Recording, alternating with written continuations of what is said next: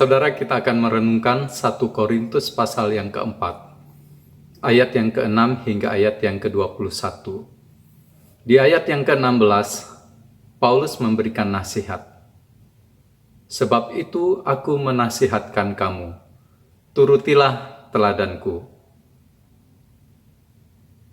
Perselisihan yang berujung pada perpecahan jemaat di Korintus tentu sangat disayangkan. Oleh karena perpecahan ini tidak menguntungkan golongan manapun. Oleh karena mereka berselisih hanya karena perkara yang sia-sia belaka. Malah mereka semakin jauh terjerumus, yaitu terjatuh di dalam dosa saling menghakimi satu dengan yang lain. Golongan yang satu merasa diri golongannya lebih baik daripada golongan yang lain. Mendengar keadaan yang seperti ini menjadi satu keprihatinan tersendiri bagi Paulus. Sebagai bapa di dalam Kristus bagi jemaat di Korintus yang kekanak-kanakan itu, melalui Timotius, Paulus menitipkan beberapa nasihat.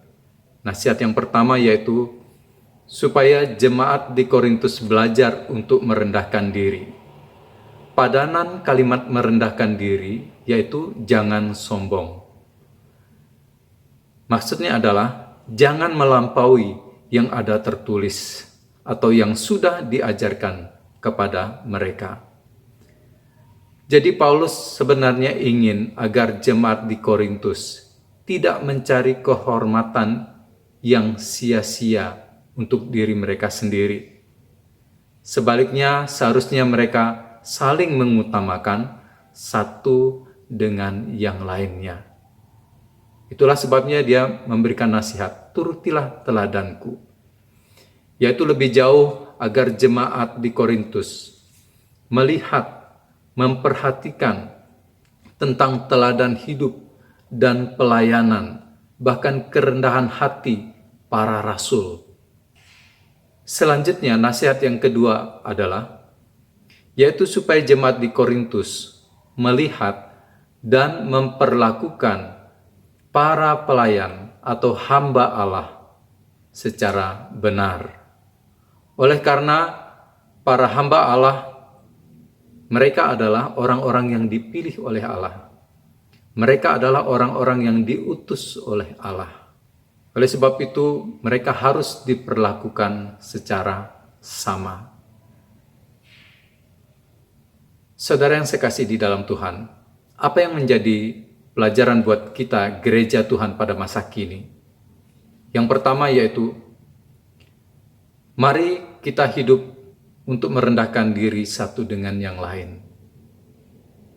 Jangan beri peluang kepada kesombongan untuk masuk dan merusak segala sesuatunya. Apalagi merusak kehidupan bergereja. Mari kita saling mengutamakan satu dengan yang lain. Yang kedua, yaitu supaya kita menghormati dan memperlakukan semua hamba Tuhan secara benar. Semua hamba Tuhan yang melayani Tuhan. Oleh karena mereka berdoa dan mengajarkan firman Tuhan bagi jemaat Tuhan. Jika kita ingin menjadi berkat, jika kita ingin gereja kita menjadi berkat bagi kemuliaan nama Tuhan, turutilah nasihat firman Tuhan ini. Tuhan Yesus memberkati. Bagai tunas yang berembun, burung terbang tinggi, bahagia penuhi hatiku. Oh Bapakku, kenal kau betapa indah berkat dalam